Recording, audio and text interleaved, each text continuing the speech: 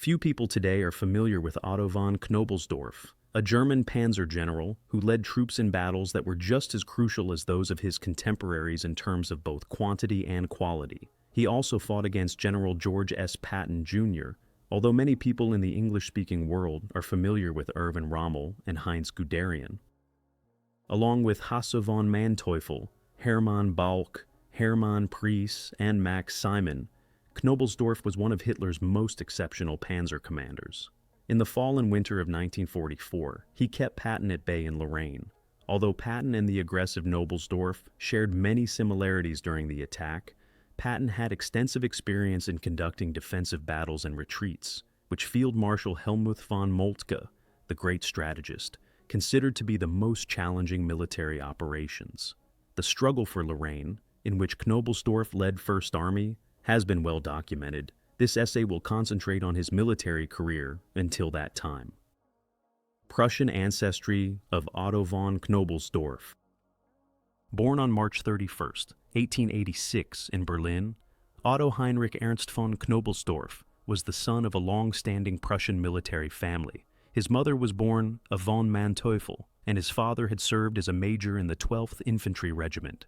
Following years of cadet training in Bensberg and Gross-Lichtenfelde, Knobelsdorff enlisted as an officer candidate in the Imperial Army's Infantry Regiment Großherzog von Sachsen, Johann-5 Thüringisches, Nr. 94 in 1905.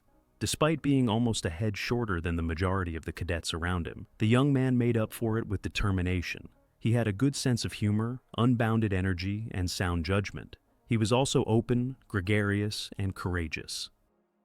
After becoming the regimental adjutant in January, Knobelsdorff was promoted to lieutenant, second lieutenant, in 1908, and Oberleutnant, first lieutenant, in August 1914. In 1914, he married Alessandria Frein von Korff-Schmiesing, who gave birth to 2 sons and 1 daughter.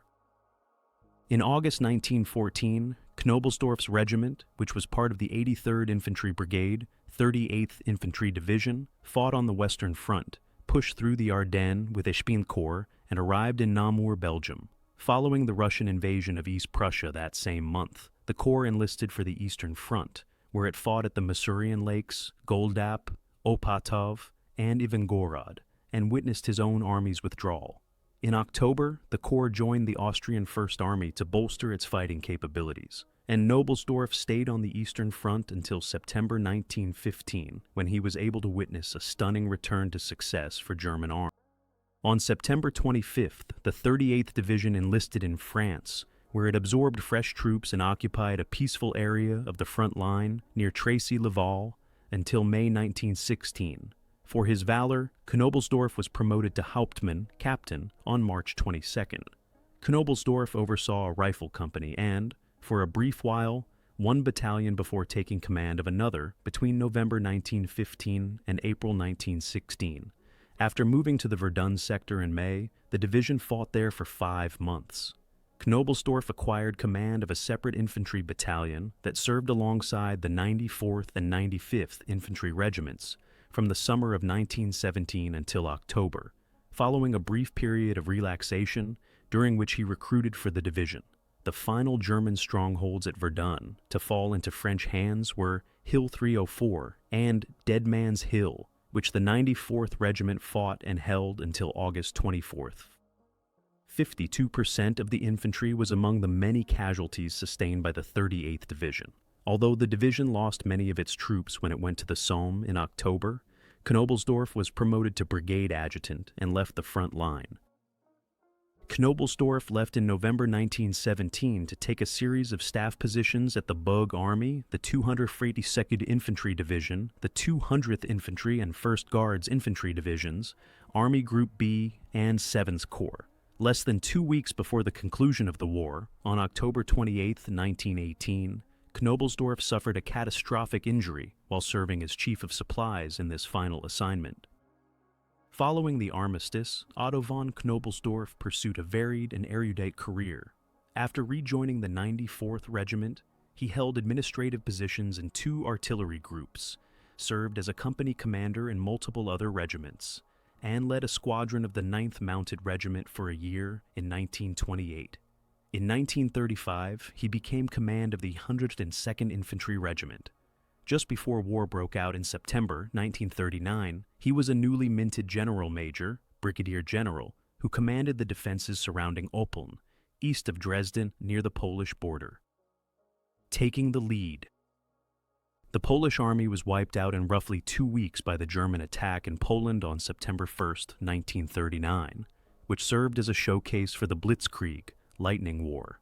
Although almost 40 regular infantry divisions participated, 14 motorized or partially mechanized divisions, backed by a formidable Luftwaffe air arm, were crucial to the astounding victory. During the campaign, Knobelsdorff led the 24th Infantry Division's 102nd Infantry Regiment. Nothing is known about his performance in Poland other than the fact that it was sufficient to earn him a divisional command in France because the division's records were destroyed in a fire.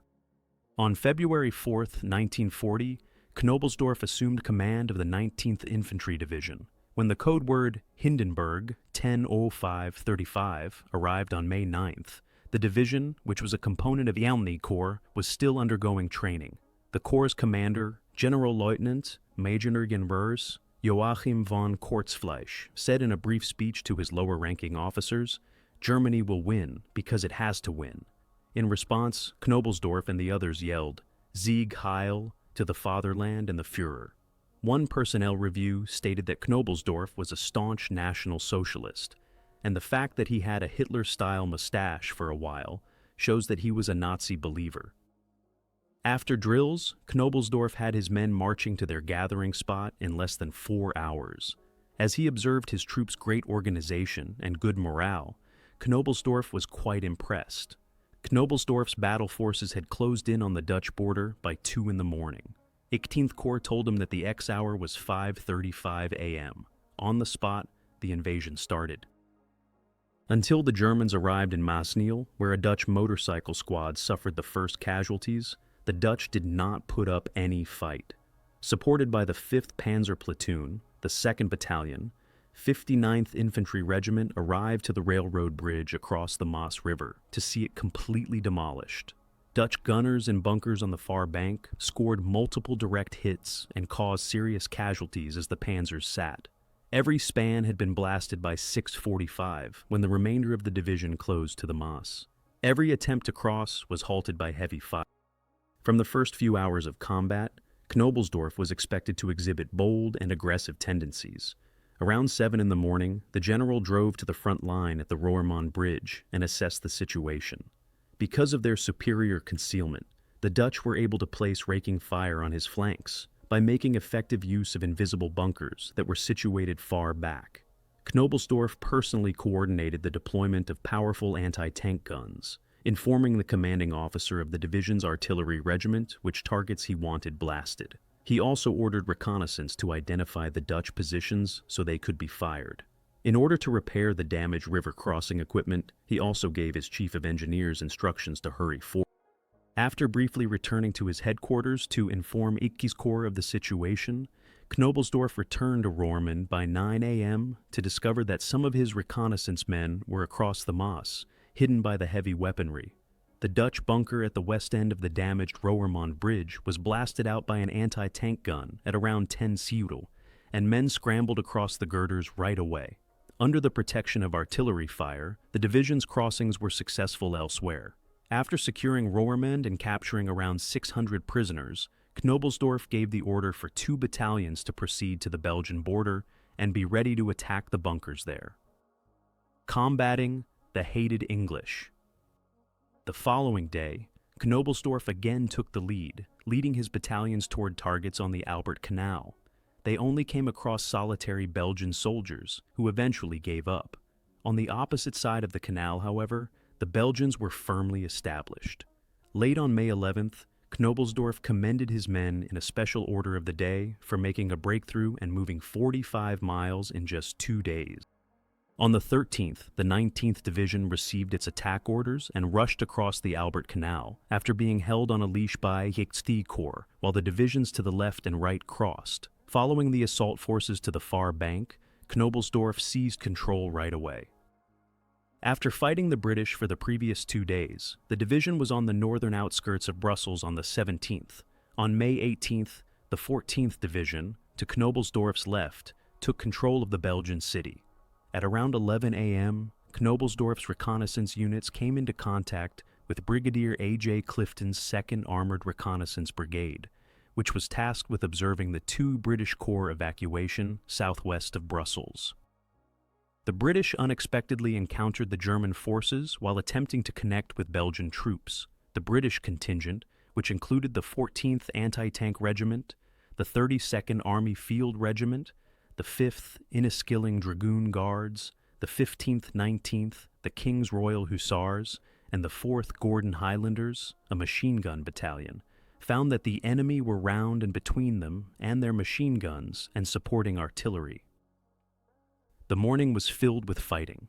Knobelsdorff hurried to the site with a company of strong anti-tank guns from the 19th Panzerjägerabteilung, anti-tank battalion, which had been positioned with fields of fire overlooking the British routes. When a battalion of soldiers and artillery arrived, Knobelsdorff and his men used cannons, handguns, hand grenades, anti-tank rifles, and anti-tank guns to attack the British in a frenzied melee. Several portions of the 15th and 19th Hussars were totally destroyed during the combat, and the Germans shot down the escaping crews after the British reconnaissance vehicles became trapped in soft ground. At noon, the British issued orders to leave, although it took several hours for some forces to receive them. The Germans had surrounded them by that point. By the time the gunfire ceased at approximately 4 p.m., 22 Brin carriers and 48 British reconnaissance tanks had been destroyed. Those who shown exceptional bravery on the battlefield were awarded Iron Crosses by Knobelsdorff. The fact that Knobelsdorff's personal activities are thoroughly documented and that some of his personal opinions seem to seep in indicates that he was involved in the writing of his division's Kriegstagebuch, War Diary. He signed the document. His reference to the hated English before us in an entry dated May 19th implies that he fought the war with passion rather than professional detachment. Despite leading an infantry division, Knobelsdorff had previously demonstrated his ability to lead an aggressive attack. In order to evaluate the terrain, he occasionally rode alongside his top reconnaissance men. "You are motorized forces with parachutists," one British prisoner said to his captors, "or else you could not possibly be here already." The race came to an end along the Scheldt River, where 8th Corps launched expensive and unsuccessful frontal attacks against a resolute British adversary with strong artillery support from May 20th to 22.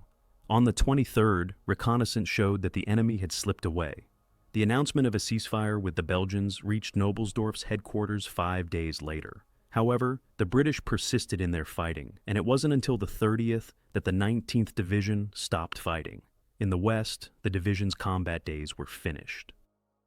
However, Knobelsdorff's heyday was not. The 19th Division was ordered to infiltrate the city and secure it after the unexpected news of Paris's surrender arrived on June 15th. As a result, Knobelsdorff took control of Paris. On the 16th, he conducted regimental formations on the Place des Nations and the Place de la République, and his columns marched through the city. Concurrently, the 30th Infantry Division entered from the west and continued to serve as the occupation force. According to Knobelsdorff's late 1940 performance appraisal, he was a very vivacious and assertive individual who had a significant impact on his soldiers. He had demonstrated his superiority during the French campaign. The Moscow Drive. Shortly after his 19th Infantry Division was renamed the 19th Panzer Division and equipped with Czech 38T tanks, Knobelsdorff was elevated to the rank of General Lieutenant, Major General, on December 1st, 1940. The capable commander quickly became proficient in armored combat. The adversary destroyed the division's Kriegstagebuch, covering the time frame from the Soviet invasion until September 1942. Thankfully, though, Knobelsdorff documented the division's activities in a history. On June 22, 1941, Guderian's 2nd Panzer Group, which included Knobelsdorff's tanks, launched an advance into the Soviet zone in Poland. The 19th Panzer Division was instructed by LVI Corps to move quickly to Minsk after following the 12th Panzer Division for a few days, which entailed engaging all of the Soviet soldiers that had been evaded. However, superior Soviet forces were trying to advance north across Knobelsdorff's march route, and the majority of his column was caught up in a fierce defensive conflict that lasted from June 25th to June 29th, until an infantry division eventually showed up to rescue the panzers. Since it had been moving in the middle of Knobelsdorff's march column and had only just been spared from destruction by his tanks, the Corps headquarters had no complaints. Following a week of intense close combat in Polotsk, Belarus, Knobelsdorff launched his first iconic Panzer General operation on July 13th. He attacked northeast into Russia proper through Nevel to Velikie Luki, a significant rail hub located deep in the Soviet rear, a distance of about 100 miles. 2 days later, Knobelsdorff captured Nevel with a well-executed pincer attack over sandy terrain that hindered vehicles, as did many lakes and bogs. The town's conquest cut off the Soviet Union's supply line between Kiev and Leningrad.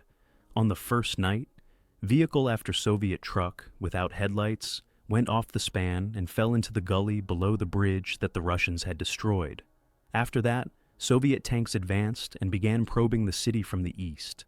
The battle set fire to a portion of the city and, much to Knobelsdorff's chagrin, destroyed a vodka factory. Knobelsdorff persisted the following day, advancing so swiftly that his forces took bridge after bridge before the astonished Soviets could demolish them. According to Knobelsdorff's description of his tenure as division commander, he was a model panzer commander who almost always advanced with his leading units to seize control of the situation as soon as the unexpected happened. When the German spearhead ran into an anti-tank screen south of Velikie Luki on July 17th, Knobelsdorff moved his panzers forward with ease and took control of the high ground south of the city. Then he advanced with his soldiers, capturing the city one sector at a time. The following day, the Soviets launched a counteroffensive, cutting off Knobelsdorff's lone back road. He reacted vehemently with tanks and an infantry unit to the prospect of encirclement, and by mid-afternoon, the situation had been restored. Knobelsdorff stated that his division had traversed 800 miles of ground in the first 6 weeks of the Eastern Campaign, which was unique in Prussian-German military history. Moscow was almost reached by Knobelsdorff. The 19th Panzer Division was one of the first to breach the concrete bunkers and anti-tank barriers of Moscow's outer defenses, joining Army Group Center's renewed offensive toward the Soviet capital. On October 16th, they maneuvered through seemingly insurmountable terrain to capture the Soviet defenses from behind near Ilinskoye.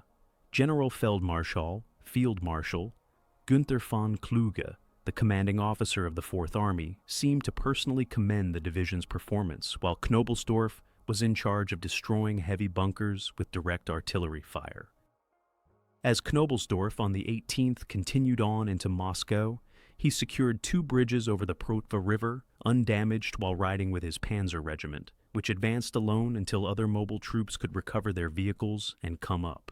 In order to notify the ground troops of Soviet forces in their path, Luftwaffe aircraft buzzed overhead and were always in communication. Blasting away, the lead company charged through anti-tank fire to take control of the next bridge. According to Knobelsdorff, it was the best day ever for his panzer regiment. The nearby infantry divisions were still trapped 40 miles behind the Moscow defense line, while the division's own infantry managed to catch up to the 19th. The exposed Panzer Division was attacked from the front and sides by the Soviets. Without tank reinforcements, Knobelsdorff said his division was too weak to make any more progress. At last, the 98th Infantry Division advanced, and Knobelsdorff's tanks crossed the Nara River. But that was all. The German drive had run its course. Moscow was only 40 miles southwest of Knobelsdorff. The 27th marked the arrival of winter, with temperatures plummeting to 40 degrees below 0 degrees Celsius. General Group von Knobelsdorff. Against Army Group Center, which retreated from the outskirts of Moscow, the first Soviet counteroffensive of the war exploded out of the ice and snow on December 5th along a 500-mile front. According to Knobelsdorff's divisional history, He started to lose faith in his Führer when he wasted vital manpower by continuing to throw weary forces in vain against Moscow's defenses during November, and now gave firm commands against the entreaties of his senior generals. Knobelsdorff was a vocal opponent of the Nazi Party, according to recordings made by his interrogators after the war. In late December, the Fourth Army withdrew from its advanced positions near Moscow, despite instructions from the high leadership to the contrary. Soviet cavalry had infiltrated the rear sectors and threatened to cut off Dukhin and the Thin Corps. On December 28th, the severely wounded 19th Panzer Division launched an assault through heavy snow to provide the two corps with a path of escape. We were ashamed before them to have to retreat, those who had only known attack and success, Knobelsdorff wrote as he passed the battlegrounds, where he had lost so many of his troops. On December 19th, Kluge assumed leadership of the crumbling Army Group Center. Hitler had recently assumed command of the army directly. Hitler resisted Kluge's attempt to retreat, preventing catastrophe. It is known that Knobelsdorff was evacuated on January 6, 1942, due to illness, but the majority of German records from this turbulent time are lost. A month of intense combat followed the devastating blow to Army Group North's right wing on the cold night of January 7, 1942. The SS Totenkopf Division was one of 6 divisions of the 16th Army's 2 Corps in the Demyansk enclave that Soviet pincers had encircled by February 8th.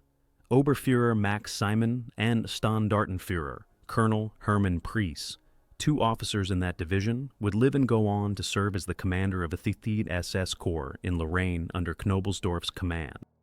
On May 1st, Knobelsdorff returned to duty and assumed command of the X-Corps of the 16th Army, located close to Lake Ilmen at the northern end of the Eastern Front.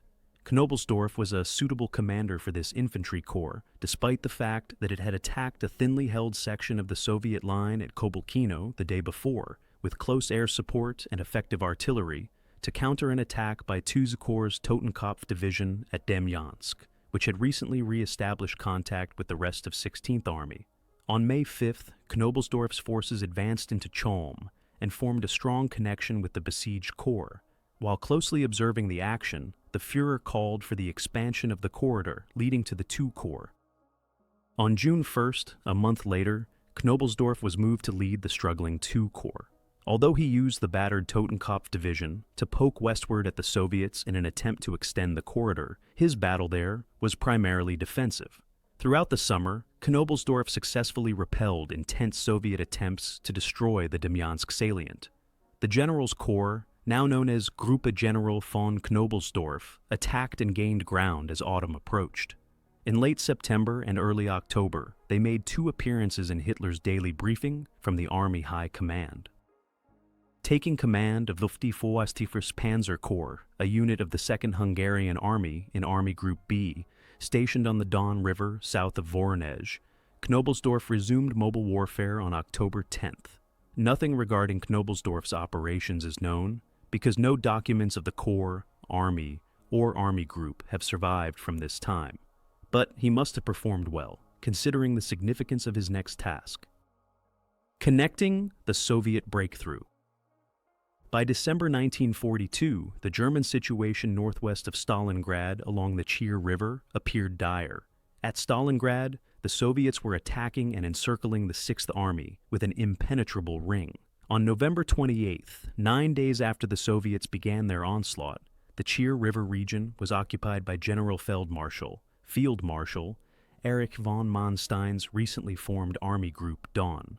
Friedrich Wilhelm von Mellenthin had just arrived to assume his position as Chief of Staff at the headquarters of the XL Panzer Corps, the Romanian Third Army's stiffener. Mellenthin recalled, "I tried to find the location of my XL Panzer Corps, but there were so many arrows showing breakthroughs and encirclements that this was far from easy." As he looked at the situation map at the Führer's Wolfschanze headquarters in East Prussia on November 27th while traveling to the front. Indeed, on November 27th, a so-called small cauldron surrounded the XL Panzer Corps northwest of Kalash. Mellenthin came to find the corps fighting free and forming a line with the rest of the army along the west bank of the Chir, which was considered a tank obstacle except for a few fords. On November 30th, the Corps was temporarily commanded by General Major, Brigadier-Generals, Hans Kramer, a seasoned panzer commander who had fought under Field Marshal Erwin Rommel in North Africa.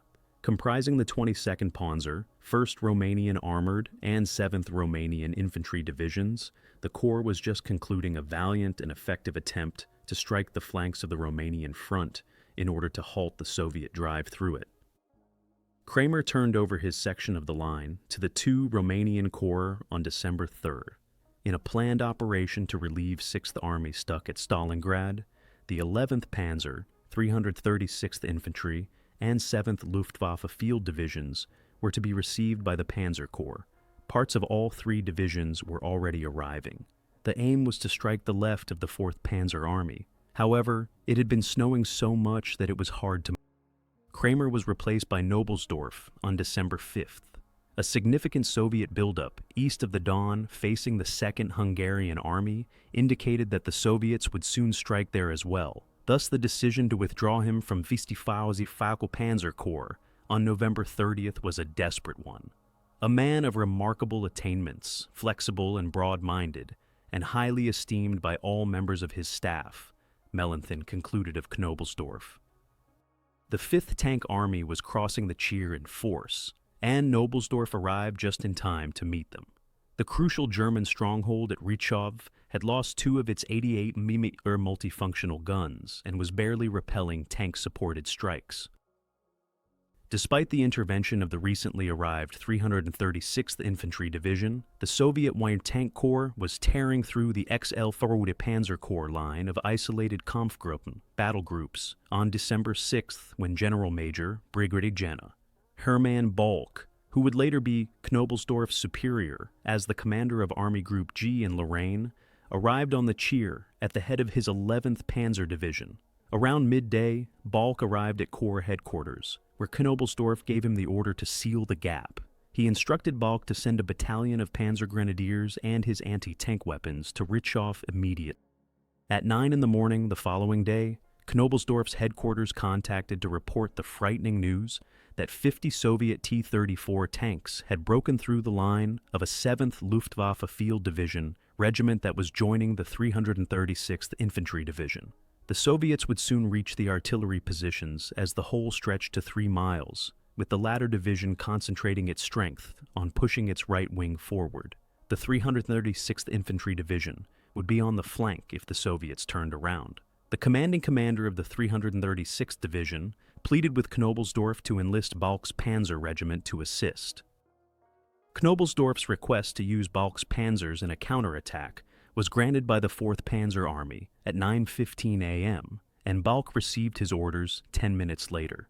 The Luftwaffe, which had been grounded all morning, ordered all of its planes into the air when the weather began to improve a little. After a relatively calm November around Smolensk, the 11th Panzer Division was rested and prepared, but during the march north, about a third of its vehicles had fallen out. By 10:45 a.m., Balck's 15th Panzer Regiment had reached the Soviet breakthrough thanks to his lightning-fast actions.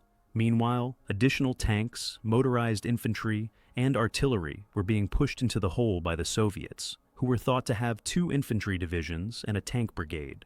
At noon, Knobelsdorff ordered the remaining 11th Panzer Division to pursue the Panzer Regiment since he had lost communication with his infantry forces at the point of penetration. At 5 p.m., a motorcycle battalion and the 110th and 111th Panzer Grenadier Regiments arrived and blocked the road leading south into the rear of the 336th Division. Knobelsdorff ordered the division to halt its advance until it could regain strength, but the counterattack stopped the Soviet assault. Knobelsdorff gave orders to strike the enemy's flank and rear the following morning, rather than launch a frontal assault. The 11th Panzer Division sought to maintain a close-knit unit. Records from the XL-Veit Panzer Corps indicate that this was not Balck's plan, despite what Mellenthin later said. Nonetheless, Balck was allowed to choose how to carry out the directives in accordance with the German custom of Auftragstaktik, or mission-type commands. The Soviets had committed 50 of their tanks against the left wing of the 336th Infantry Division, where they could be cut off. Thus Balck's superb slashing panzer, thrust across the Soviet rear at 4:30 a.m., was all the more successful.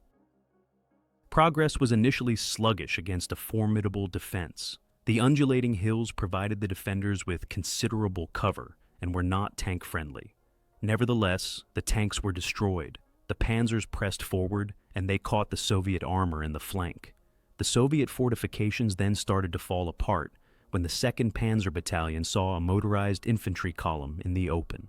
In the meantime, the Luftwaffe launched successful strikes throughout the Corps front, and Stukas destroyed a Soviet breakthrough on the left of the 336th Infantry Division. The 11th Panzer Division had cut off the invading Soviet forces by 2:30 p.m. Balck had almost decimated the opposing corps by the end of the day, including the majority of the 46 tanks that were counted on the battlefield. His personal defeats had been minor. Knobelsdorff's operations crew noted that the Corps can look back on a great success with the coming of dark. Knobelsdorff had wielded the 11th Panzer Division like a rapier until December 22nd. Night and day, Balck fell on successive Soviet penetrations, destroying almost all of them. Collaborating with 2 infantry divisions, Balck demonstrated a level of adaptability in defense that was unmatched by the Kriegsakademie. Go after the defeated adversary. In early 1943, Germany faced a strategic catastrophe in the east despite the achievements of Knobelsdorff and Balck. The southern end of the German front was the primary target of the Soviet winter offensive. By the end of January, Manstein's damaged Army Group Dawn was fighting to maintain the escape route, as Army Group A's 1st Panzer Army was rapidly leaving the Caucasus through Rostov. General Field Marshal Friedrich von Paulus's 27th Wausenmann 6th Army surrendered at Stalingrad on February 1st, freeing up significant Soviet forces. Because Army Group B was in ruins, forces might potentially encircle the whole southern wing of the German front as they drove into Kharkov and swung down to the Sea of Azov. According to Army Group Dawn, the Soviets had an 8-to-1 manpower advantage on its front. After arguing with Hitler on February 6th, Manstein was granted permission to concentrate the 1st and 4th Panzer armies on his left wing and to retire from the eastern Donets Valley and lower Don to the Mayas River line. In mid-February, 3 Soviet forces captured Kharkov on Manstein's left, demonstrating how timely his strategic change was. The Germans were able to form a line along the Dnieper River that might keep back the now weary Soviet soldiers, who had advanced almost 300 kilometers when the Soviet attack eventually stalled out in late February. The last scene was written by the great Manstein in accordance with directives he gave on February 19th. The Soviet 6th Army, 1st Guards Army, and Popov's Mobile Group were attacked from 2 directions southwest of Kharkov by the 1st and 4th Panzer Armies and Army Detachment Kempf, which was in charge of the corps southwest of Kharkov. They were reinforced by newly arrived panzer divisions and hurried forward by rail. They destroyed the 6th Army and Popov's group and decimated the 3rd Tank Army that had joined the conflict. Obergruppenführer Lieutenant Generals Paul Hauser's SS Panzer Corps and Knobelsdorff's XLVO Panzer Corps were instrumental in this devastating counterattack. 2 days later, Generaloberst Kolichenverpo Hermann Hoth gave the 4th Panzer Army the order to pursue the defeated enemy to Knobelsdorff, despite the fact that Soviet troops were still engaged in heavy combat and receiving reinforcements as late as the 25th. Operation Citadel, Gettysburg in Germany. Operation Citadel, the German effort to destroy a sizable Soviet salient at Kursk in July 1943, involved Knobelsdorff as a key player. Hitler's final significant offensive in the east was the Battle of Kursk, which was Germany's Gettysburg. By most accounts, it was the biggest tank combat of the war, and the magnitude was enormous. On February 28th, however, Manstein's renamed Army Group South launched an offensive northward toward Kharkov, flanked by Knobelsdorff's XLV's Panzer Corps on the right and Hauser's SS Panzer Corps on the left. 3 corps opposite Army Detachment Kempf were taken in the rear by Manstein's strike, which caught the Soviets off guard. Under the command of General Wolfram von Richthofen, the Luftwaffe's 4th Air Fleet conducted 1,000 flights every day, and, for the final time, used total aerial dominance to safeguard a significant ground operation. With Hauser's corps protected to the right by Knobelsdorff and Army Detachment Kempf's corps roused to the left, Manstein continued toward Charkow on March 5th. While the Großdeutschland Division advanced on Belgorod, Hauser moved north of Kharkov in a broad arc and encircled the city, preventing the enemy from retreating. After 3 days of expensive street combat, the corps took Kharkov. Beginning on March 16th, the majority of the SS Corps moved toward Belgorod, and the 2nd SS Das Reich Panzergrenadier Division joined the Großdeutschland Division. As a result, Kursk became the starting point for the next major German onslaught. Knobelsdorff had been a key lieutenant under this exceptional commander in this extraordinary historical event, which British historian Sir Basil Liddell Hart described as the most brilliant operational performance of Manstein's career and one of the most masterly in the whole course of military history. Soviet fatigue and the spring rains that turned Russia into a sea of mud gave German forces a respite to refit after the victory at Kharkov. Hitler desired to fully retake the initiative on the Eastern Front.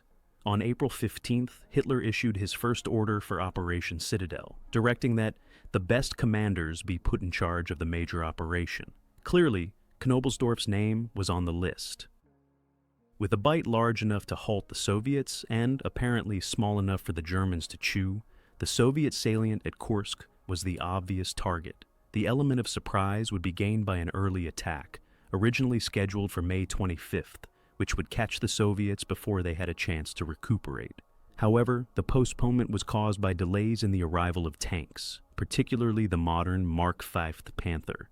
Hitler ultimately decided on July 5th as the date of the attack. The strategy was straightforward. While Army Group South's 4th Panzer Army and Army Detachment Kempf attacked northward from Belgorod, Army Group Center was to assault southward with the 9th Army from Malo-Arkhangelsk.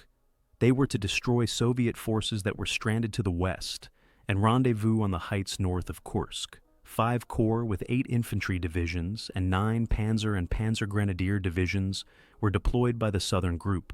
Army Group Center deployed 15 infantry divisions, 6 Panzer divisions, and 5 corps. The units designated for the offensive had the best equipment, training, and morale that they would ever have on the Eastern Front. 4th Panzer Army was to lead the main assault in the south, with the 6th SS Panzer Corps, renamed in April and comprising the 1st SS Leibstandarte, 2nd Das Reich, and 3rd Totenkopf SS Panzergrenadier divisions.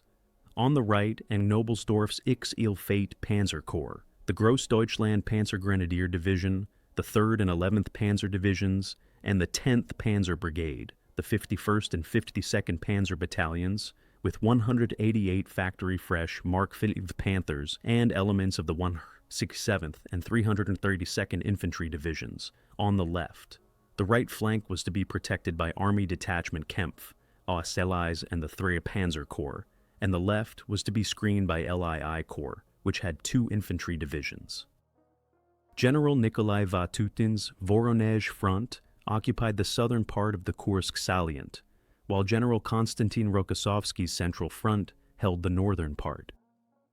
One of the pivotal armored engagements of the war would take place at Knobelsdorff. After being out of the line since April, the X-Ilfate Panzer and 2 SS Corps divisions had received intensive training from commanders to rankers on how to coordinate with the Luftwaffe and breach entrenched defenses, anti-tank trenches, and anti-tank strongpoints.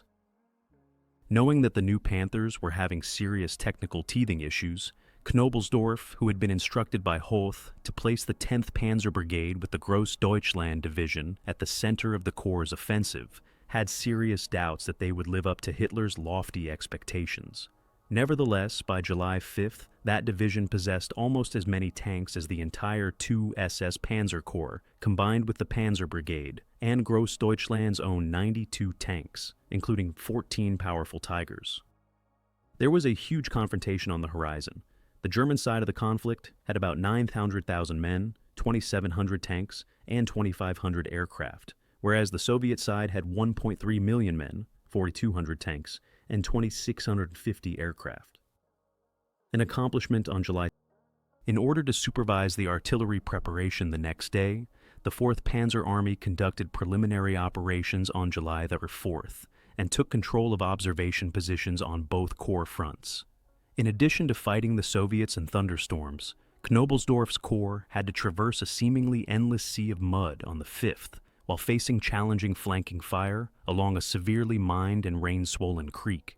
Aircraft were focused on supporting 2 SS Panzer Corps that day. Therefore, there wasn't much air support. As per his custom, Knobelsdorff advanced quickly, first stopping at the 3rd Panzer Division, then Grossdeutschland, and finally the 11th Panzer Division. According to Knobelsdorff's narrative, he waited for Grossdeutschland's own panzer unit to clear the water obstacle before advancing with his own tanks. The division's engineers were unable to construct a bridge that would remain in place, and Grossdeutschland's planned mass tank offensive was never carried out. Nevertheless, the 4th Panzer Army Kriegstagebuch states that at 7 a.m., Knobelsdorff had penetrated the first belt of Soviet defenses. By evening, he had all of his panzers across. The Panzer Regiment of Grossdeutschland announced on July 6th that it had made inroads into the 2nd belt at one location. The North was at last free, Knobelsdorff thought. In addition, the Panthers were at last moving forward and engaging in combat. When Knobelsdorff went to the command post in Grossdeutschland, he discovered that the division was still fighting hard in the center of the lines, and that the information was untrue. The Panzer Regiment, which was now under the Panthers' command, actually broke through the belt at 9 p.m. However, the Panthers were disintegrating one by one. The next day, Knobelsdorff gave the order for the 11th Panzer Division and the Grossdeutschland to push closely parallel to the SS Panzer Corps after attacking the flank of Soviet forces, striking 2 SS Panzer Corps from Oboyan. The 11th Panzer Division was still struggling to break free from the 2nd belt and was being heavily bombarded by the air as Grossdeutschland charged ahead. Due to the swampy terrain and intense enemy fire, the 3rd Panzer Division on the left was unable to bridge the Pina. Being adaptable, Knobelsdorff chose to pass it forward behind Grossdeutschland. Hoth warned Knobelsdorff that a significant battle with the Soviet tank reserves was imminent. The 1st Guards Tank Army, which included the 2nd Guards and V Stalingrad Tank Corps, as well as the lead elements of the newly formed 6th Guards Tank Corps, launched ferocious counterattacks in response to the 4th Panzer Army's assault. The Soviet concentration had been unexpectedly missed by air reconnaissance. As a result, the panzer battle arrived earlier than anticipated, the 4th Panzer Army noted. Hoth informed Knobelsdorff that his plan was to destroy the 1st Tank Army from both sides. The goal was to pin and destroy the Soviet forces, not just drive them back. Although Knobelsdorff won the battle that day and destroyed the Soviet tanks in front of him, neither corps made significant progress. With the Panthers clogging the maintenance system with malfunctions, Grossdeutschland, which had begun with 300 panzers, now only had 80 combat capable. Knobelsdorff's operations chief noted, "It is to be hoped that tomorrow's envelopment succeeds, that we push forward again after the destruction of his panzer forces, and that he has no stronger reserves north of the Psel." As General Friedrich Fangor, the chief of staff of the 4th Panzer Army, subsequently remembered, General Knobelsdorff's men achieved a total victory on July 7th. More importantly, from the standpoint of the operation as a whole, they had managed to grind their way near enough to Oboyan to subject the Psel River crossing, the final significant obstacle before Kursk, to artillery bombardment. They had also defeated Soviet tank units in a meeting action. Keeping the Soviets at bay. On the 8th, Hoth attempted a double envelopment of the Soviet tank units, but failed. Grossdeutschland and the 11th Panzer Division had to halt and deploy defensive screens when word reached Knobelsdorff that the main mass of Soviet tanks was preparing to attack him from the north and northeast, leaving the left flank of the XL-Phi Panzer Corps exposed and vulnerable. Under the simultaneous attack of the 3 Mechanized Corps and 6 Guards tank, the Corps barely managed to hold its line. Even more Soviet forces were driven into Knobelsdorff's front by the 2 SS Panzer Corps' plan to strike the Soviet left flank with the 1st and 2nd SS Panzer Grenadier divisions, but his divisions were able to eliminate them. The Germans were able to engage in mobile defense because the Soviets attacked in tiny packets, which is why the two SS Panzer Corps claimed to have destroyed over 250 of their tanks. According to the 4th Panzer Army, there were 100 tank kills against two SS Panzer Corps and 95 against XL Panzer Corps. On the 9th, Soviet resistance abruptly decreased, and reports from ground forces and air reconnaissance showed that the Soviets were retreating northward. After receiving Luftwaffe backup once more, Knobelsdorff's forces advanced, and according to the Panzer Corps, Großdeutschland that day destroyed 66 enemy tanks, and the 11th Panzer Division, 35 with almost little personal expense. The Totenkopf Division's lead unit of the two SS Panzer Corps crossed the river after clearing the final bunkers south of the Psel. However, Kursk was just halfway to the 4th Panzer Army. While XLV Panzer Corps battled to clear a bend west of the Psel River on July 10th, two SS Panzer Corps prepared to strike Soviet soldiers near Prokhorovka. Throughout the day, there were continuous tank fights on the front of Knobelsdorff, and the panzers prevailed in each one. 49 Soviet tanks were allegedly destroyed by Großdeutschland alone.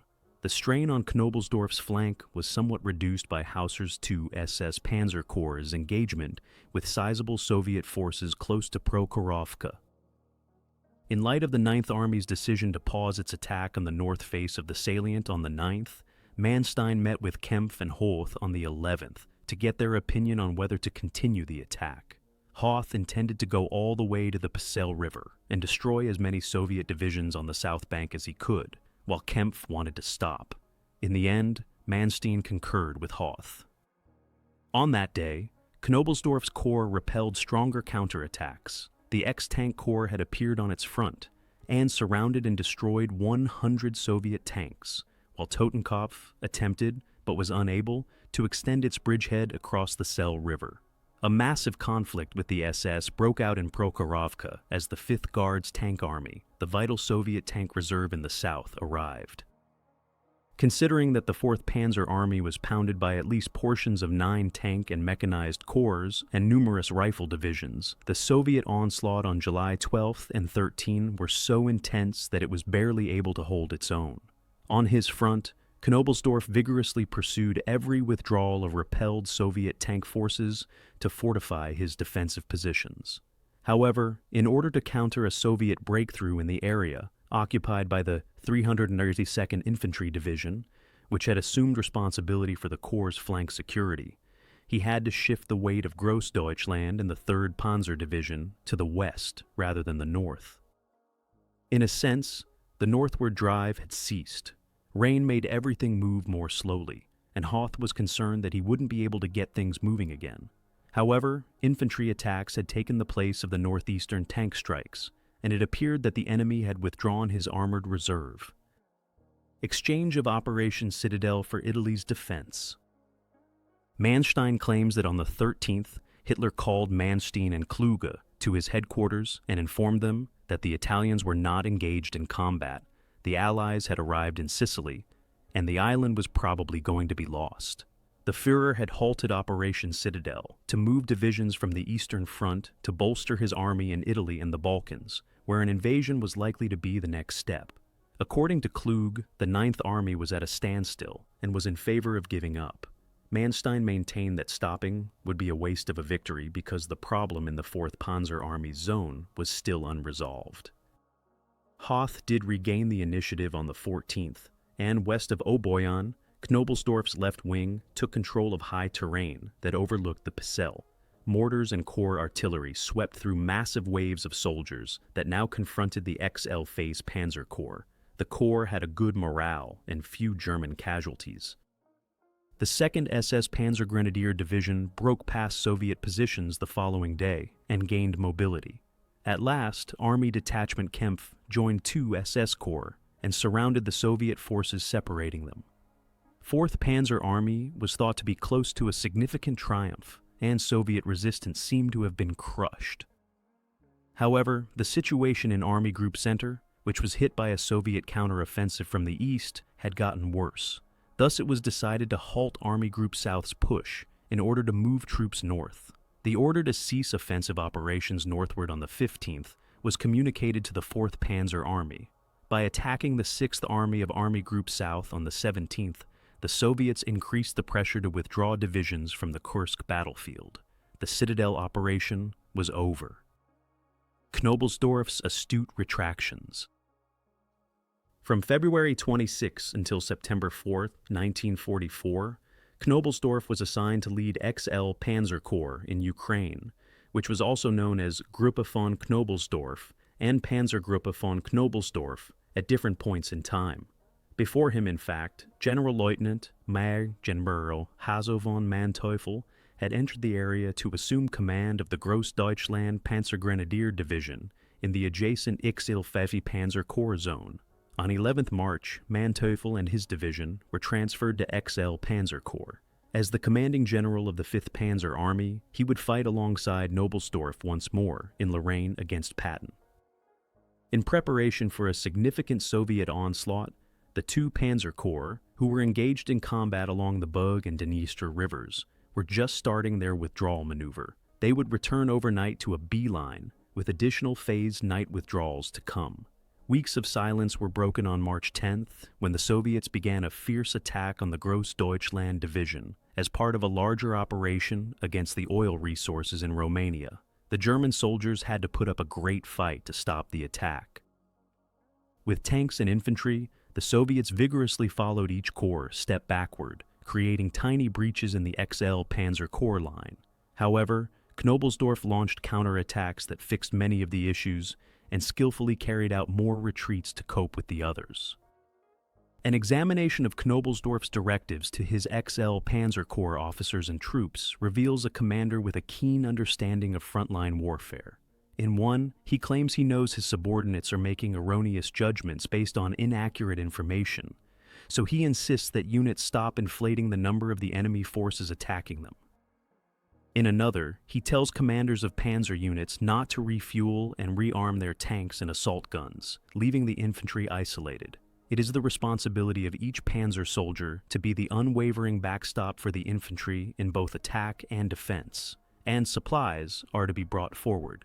That is why we are the Black Hussars, he emphasized, alluding to the black panzer uniform. Thirdly, he reminds his leaders that their soldiers have been fighting a never-ending battle against insurmountable odds.